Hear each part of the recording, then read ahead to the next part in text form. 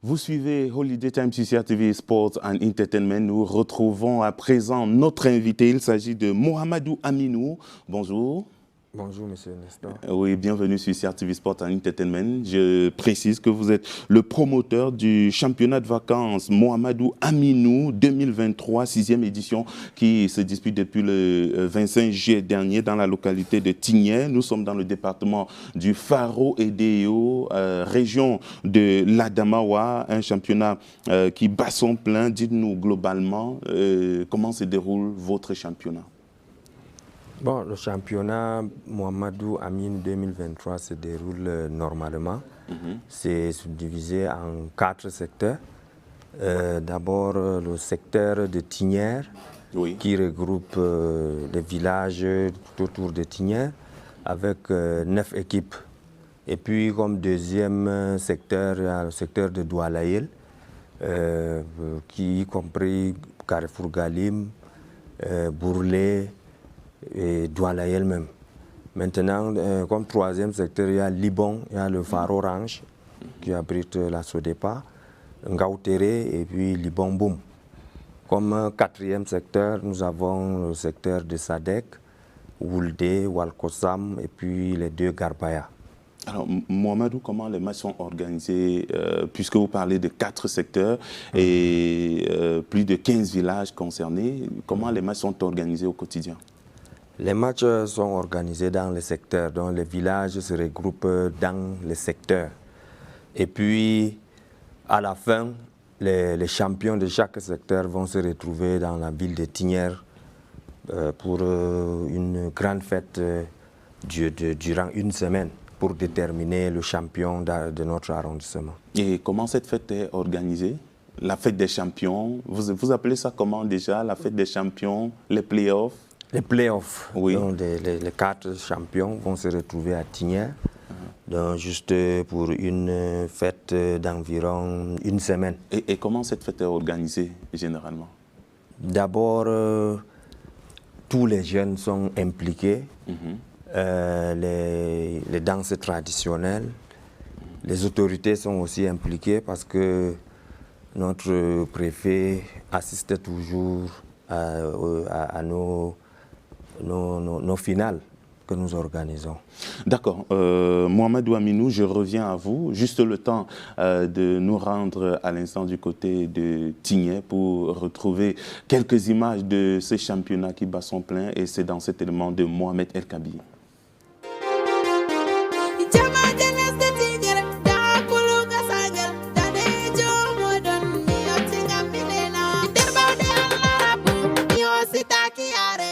C'est dans une ambiance de taille que s'est déroulée la cérémonie du lancement de la 6e édition du championnat Mohamedou Aminou à Tigné, département du Faro et Deo, dans la région de l'Adamawa. Mohamedou Aminou, président de la section RDPC de la ville, n'a pas manqué de venir soutenir les siens à l'occasion de la cérémonie. Le comité d'organisation lance donc la 2e phase du championnat qui a débuté depuis bientôt un mois.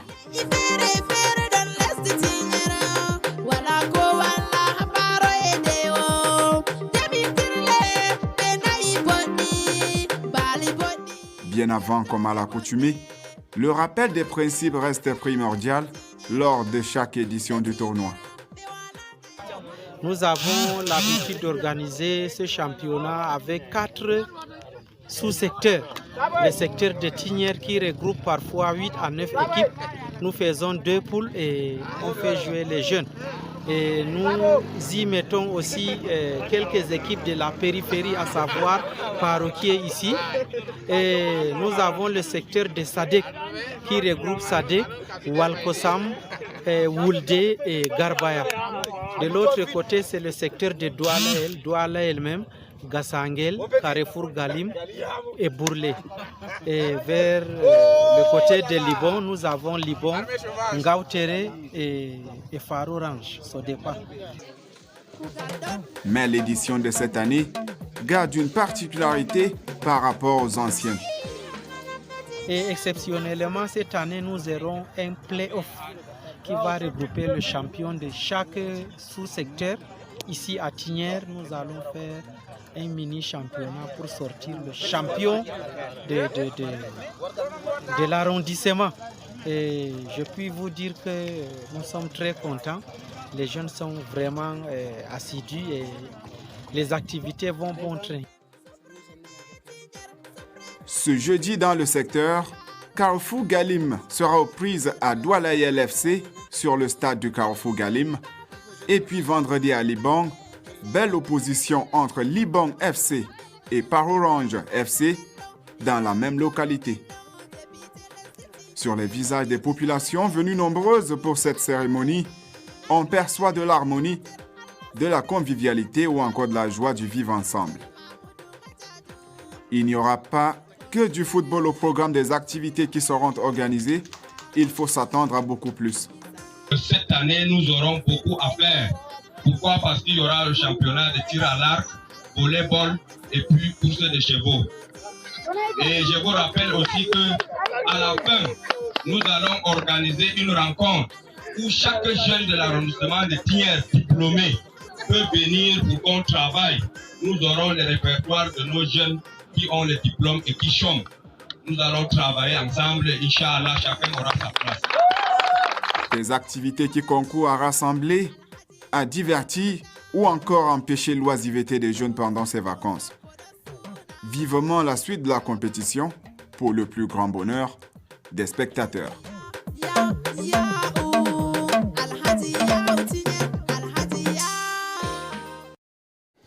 Eh bien, on dit merci à notre reporter Mohamed El Kabi, Mohamedou Aminou. Après ce reportage, dites-nous environ combien de jeunes sont concernés par votre championnat de vacances? Nous prenons d'abord même les équipes. Je prends l'exemple de l'année passée où nous avons utilisé 22 équipes.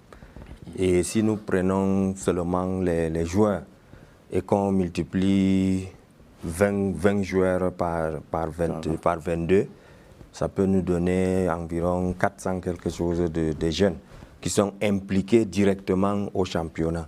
Et maintenant, il y a les officiels, les supporters, les responsables et même les curieux, dont nous pouvons estimer à plus de 2000 jeunes qui sont impliqués directement ou indirectement à notre championnat. Voilà, il y a en dehors de cette compétition de football plusieurs autres compétitions organisées. Quelles sont les disciplines concernées? Parce que certains ont parlé du tir à la corde, du championnat de Songo, les activités qui se greffent autour de votre championnat.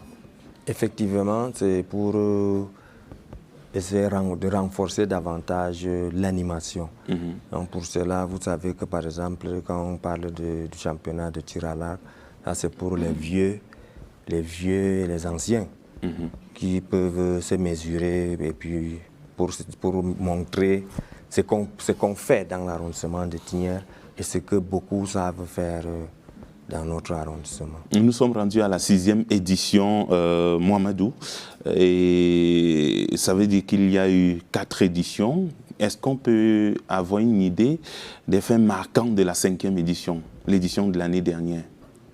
Les faits marquants, c'est d'abord l'équipe qui a remporté le championnat.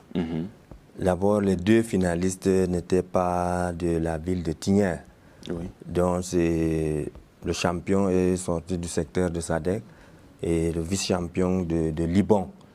Bien que la finale s'est déroulée dans la ville de Tignières, mais les 2 équipes n'étaient pas de la ville. Mais ça n'a pas empêché que la finale a bien réussi et puis il y avait du monde. Voilà, je rappelle que vous êtes par ailleurs le président, en dehors d'être promoteur de ce championnat, vous êtes le président de la section RDPC du Faro et DO1. Quels sont les objectifs visés au moment où vous engagez à réunir environ 500 jeunes pendant ces vacances? L'objectif, c'est d'abord de renforcer les liens d'amitié entre les jeunes et entre les villages. Souvent, quand il y a rencontre, vous allez trouver les chefs traditionnels des 2 villages, les responsables. Donc c'est pour dire que à travers notre championnat, nous constatons qu'il y a toujours renforcement des liens, que ce soit des jeunes, et puis occuper les jeunes durant les vacances. Donc, c'est ça d'abord notre objectif, et d'être présent et d'animer l'espace politique. Vous savez que la politique, il faut être présent sur le terrain. En organisant le championnat, nous serons toujours présents, toujours à côté de nos militants. Et les innovations pour cette 6e édition? Les innovations, c'est comme vous avez écouté tout à l'heure, c'est d'abord de travailler avec les jeunes. Vous savez que beaucoup de jeunes n'ont pas l'opportunité d'accéder à l'emploi. Et notre objectif, c'est d'abord de recenser ces jeunes et de les orienter. Parce que beaucoup pensent que quand ils ont les diplômes, faire peut-être l'enseignement, c'est minable. Mais non, on va essayer de les sensibiliser. Il y a les nièges, la santé, l'agriculture, l'élevage. Donc après le travail, nous allons les orienter à aller dans les écoles pour qu'à la fin, chacun se retrouve. D'accord. À la fin de ce championnat, quelles sont les distinctions prévues? D'abord, nous allons sortir une équipe type de l'arrondissement, affilier l'équipe et continuer à suivre cette équipe pour que l'arrondissement de Thiers, pourquoi pas la prochaine fois, ait quand même une équipe de 2e division. Et puis, primer les jeunes scolaires, par exemple, les jeunes qui sont à l'école, peut-être ils vont rentrer avec quelques matériels pour aller recommencer l'école. Peut-être on va finir par là. Nous avons également appris que vous travaillez en étroite collaboration avec Elections Cameroun. C'est pour quel but? Les inscriptions sur les listes électorales? Effectivement, c'est pour inscrire plus de jeunes sur les listes électorales. Vous savez que plus de la moitié de l'électorat, je peux dire, dans notre arrondissement, est jeune. Donc, nous profitons de notre championnat pour inscrire plus de jeunes. Et vous savez que le 31, et les camarades, les inscriptions. Donc, nous devons se battre, nous devons nous battre pour que d'ici le 31, tous les jeunes qui participent à notre championnat soient inscrits sur la liste électorale. Mohamedou Aminou, je rappelle que vous êtes le promoteur du championnat de vacances qui porte votre nom, édition 2023, 6e édition pour être plus précis, qui se déroule depuis le 25 juillet dernier dans la localité de Tigné. Nous sommes dans le département du Faro et Déo, région de l'Adamawa. Merci d'avoir répondu à l'invitation de CRTV Sports Entertainment et de Holiday Time. C'est moi qui vous remercie, monsieur. D'accord, merci. Vous allez rester avec nous, le temps pour nous de quitter de l'Adamawa pour nous rendre bien évidemment dans la région la plus extrême du pays. C'est dans la rubrique spéciale. À tout de suite.